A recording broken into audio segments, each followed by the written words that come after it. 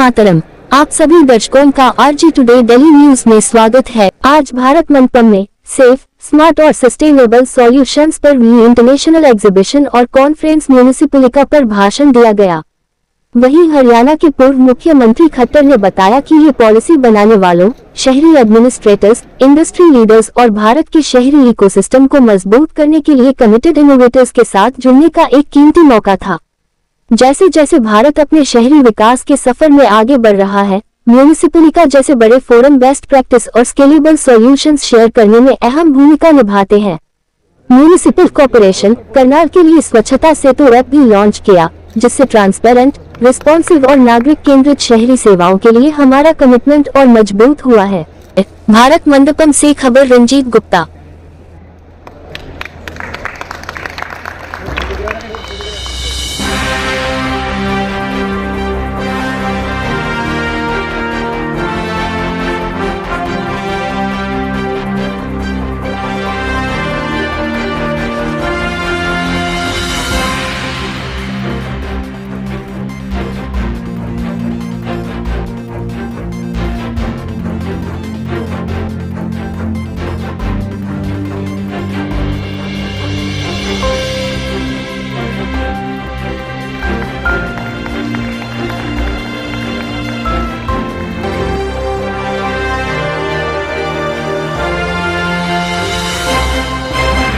Ex-chairman of the Delhi Urban Commission, and he's also been member of the Kerala Urban Policy Commission, and he'll be talking of the planning and design and a lot of money Amrut has given for preparation. So I'm very happy we'll have an excellent opportunity to interact in a very large way, and with this few opening welcome address, may I invite Ms. Renu Bala, Chairperson of All India Council of आज ये special जो exhibition है, इसमें आप देख रहे हैं कि शहरों से अलग अलग लोग आए हैं जो कि अपने अपने विज़न को लेकर, और मुझे लगता है कि शहरों को विकसित करने के लिए यहाँ नीति का निर्माण करने वाले, प्रशासन वाले और अन्य सभी अतिथिगण यहाँ पर आए हैं, और जो शहरों को विकास की गति को आगे देने के लिए सभी यहाँ पर उपस्थित हैं।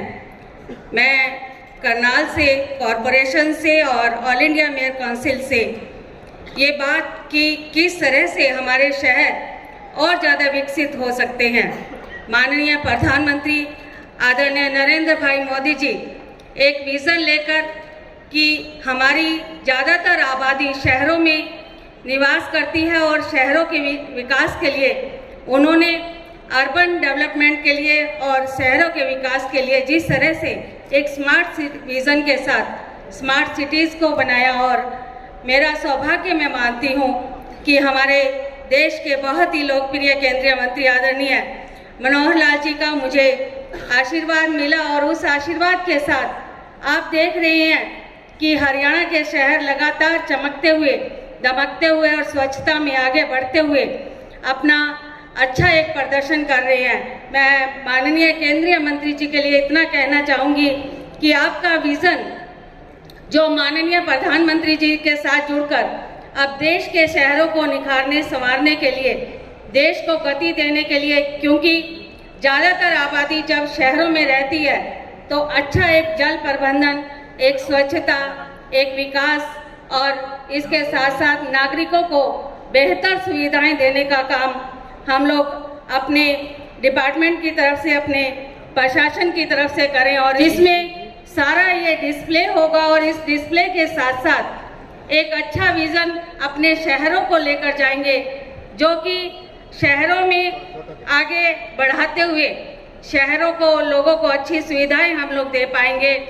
आज यहाँ हमारे माननीय केंद्रीय मंत्री यहाँ पर पहुँचे हैं, उनका मार्गदर्शन भी हमें मिलेगा।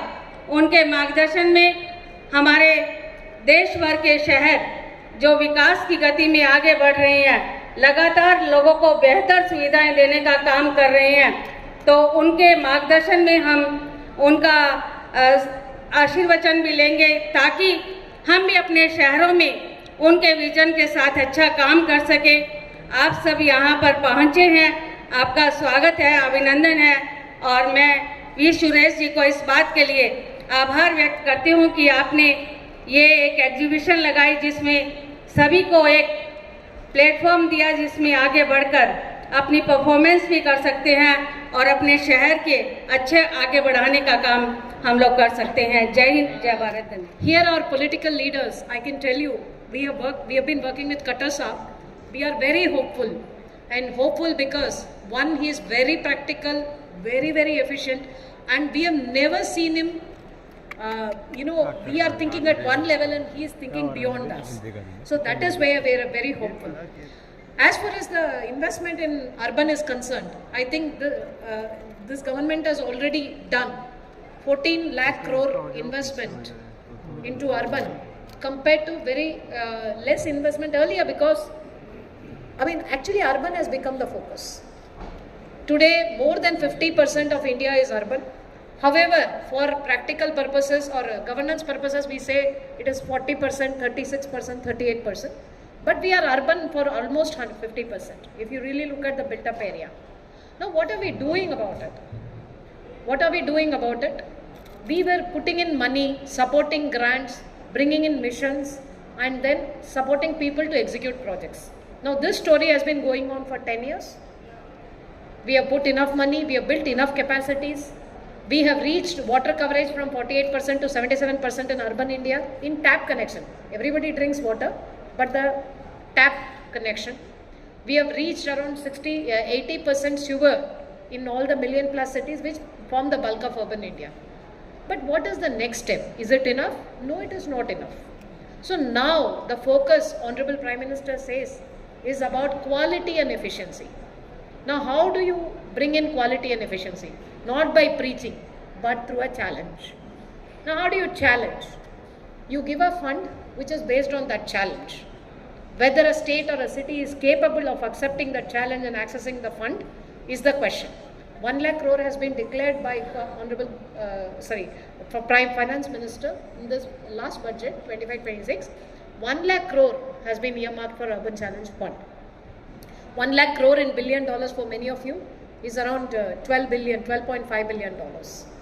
Now, what does that do? That is 25% of the funding for the projects, which will be transformative, focused on certain important components.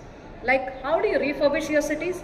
How do you build new cities? India is going to see a wave of urbanization of adding another, almost half of, as we are talking, there are around 40 As crores. Mr. Suresh was saying, UN Habitat is the entity within the United Nations family system that is in charge of the thematic cities and communities. And when we talk about the challenges of urbanizations, we are the ones who have been also establishing direct line with the local level and promoting the local action. We have been promoting the importance and the relevance of local action towards achieving the climate commitments, facing the climate challenge. Cities are at the front line. They are suffering the most the impact of climate events. We have been promoting also the local action in terms of achieving the SDGs, and we have 2030, the Agenda 2030 just around the corner, and actually the SDGs, they will not be achieved in an abstract level, they are achieved on the ground, and it's at the city level that you connect the dots, right? The services, the schools, the health service, and everything, and the roofs, right? Because we need roofs on our heads in order to achieve the SDGs. 18th international exhibition. मित्रों, जैसा मैंने कहा कि ये 18वीं राज्य स्तरीय प्रदर्शनी और ये सम्मेलन बड़ी संख्या में आप यहाँ आए, इसके उद्घाटन के अवसर पर आपको बहुत बहुत बधाई और बहुत बहुत शुभकामना देता हूँ। मित्रों, मेरे लिए एक विशेष अवसर इसलिए है कि इतनी बड़ी संख्या में आप सब लोग यहाँ आए हैं और अपने देश का विजन, हमारा शहरीकरण जिस प्रकार से बढ़ रहा है, शहरों की संख्या बढ़ रही है, उसमें किस प्रकार से हम एक सेफ सिटी और एक सस्टेनेबल सिटी, स्मार्ट सिटी, किस प्रकार से हम अपना विषय रखेंगे। ये ठीक है कि हमारा एक्सपीरियंस अपने देश का है, विजन यहाँ देश के प्रधानमंत्री ने हमारे सामने रखा, हम उस पर बढ़ रहे हैं, लेकिन इनका एक्सपीरियंस दुनिया के बहुत से देशों का, more than 100 countries she has the experience. उसमें इनकी हम दुनिया को क्या दे सकते हैं और दुनिया से क्या ले सकते हैं, अपने को बहुत एक खुले मन से ओपनली इसके ऊपर विचार करना है। विकास को लेकर के हमारी सजगता इस बात से सिद्ध होती है कि हम इतनी बड़ी संख्या में इस सम्मेलन में देश के डिफरेंट कॉर्नर से यहाँ आए हैं। ये हमारे लिए सचेत हम हो रहे हैं, ये एक बहुत अच्छा संकेत है। म्यूनसिपालिका प्लस केपेक्स प्लस PWX 2026 मिल करके और आप लोगों ने इस प्रदर्शनी का और इस सम्मेलन का आयोजन किया है, इसके लिए भी आप लोगों की बहुत बहुत मैं सराहना करता हूँ। मित्रों, जैसा हम जानते हैं कि देश में 5000 से ऊपर शहर हैं। आज 65 शहर ऐसे हैं जो मिलियन प्लस हैं, 10 लाख से ऊपर की आबादी के। अपने आप में एक विशेष प्रकार का आयोजन करना पड़ता है बड़े शहरों में। 300 से ऊपर लगभग शहर ऐसे हैं जिनकी आबादी 1 लाख से ऊपर है। 20,000 से 1 लाख के बीच में बड़ी संख्या में शहर हैं, उभरते हुए शहर हैं। इन सबका ही हमने और चिंतन करना है। और जैसा आपके इस विजन में लिखा है कि हम लोगों ने इसका जो थीम रखा है, सेफ, स्मार्ट और सस्टेनेबल सिटीज़। तो सेफ और स्मार्ट सस्टेनेबल सिटीज़, इसके अंदर बहुत से विषयों की चिंता हमको करनी पड़ेगी। हमारी चिंता इसके अंदर स्वच्छ भारत मिशन के नाते स्वच्छता की भी है। आवास की बात आपने कही, आवास में खास करके जो होमलेस हैं उनको घर देने की बात ये हमने विचार की है। जो निवासी है, कंज्यूमर है, बेनिफिशियरी है, वो उसको कर सकता है। अर्बन ट्रांसपोर्ट फैसिलिटी यानी अर्बन मोबिलिटी, ये भी हमारी चिंता का विषय है। Climate action, circular economy, digital governance, पानी and then sanitation, waste management, housing, energy, power, construction technology, so many fields are there we are working on. These are the issues which are of our concern. मित्रों, आज देश का शहरीकरण ये लगातार बढ़ रहा है, तो ये एक चैलेंज बहुत बड़ा 25 इयर्स का ये हमारे सामने है। देश के प्रधानमंत्री जी ने शहरों के विकास के लिए अभी बजट के अंदर वित्त मंत्री जी ने कई घोषणाएं की हैं। प्रधानमंत्री जी के एक प्रकार से उनके सानिध्य में ये बजट बना है, तो उन्होंने एक बात कही है कि हमारा आने वाला 25 साल सभी सेक्टर्स पर हम खर्च करेंगे, लेकिन most preferable sector would be urban sector, क्योंकि अर्बन सेक्टर के लिए जितने फंड्स की योजना इस बार बनाई गई है, पहले आज तक कभी नहीं बनाई गई थी। यानी इसमें 16th फाइनेंस कमीशन ने भी इस बार अपनी सीमाओं को तोड़ करके, पहले 41% devolution of funds to local bodies होता था, लेकिन मुझे जानकारी मिली है कि इस बार उन्होंने 45% सोचा है, 4% इन्वेस्टमेंट इसमें बढ़ा दी है।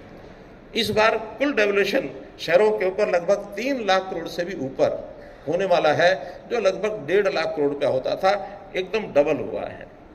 मोरोवर, जैसा डी तारा जी ने संकेत किया कि urban challenge fund of the tune of 1 crore rupees, 1 lakh crore rupees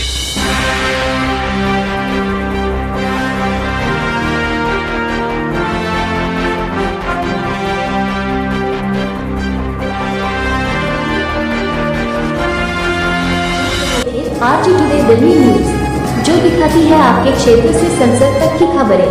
सच्ची खबरें देखने के लिए सब्सक्राइब करें।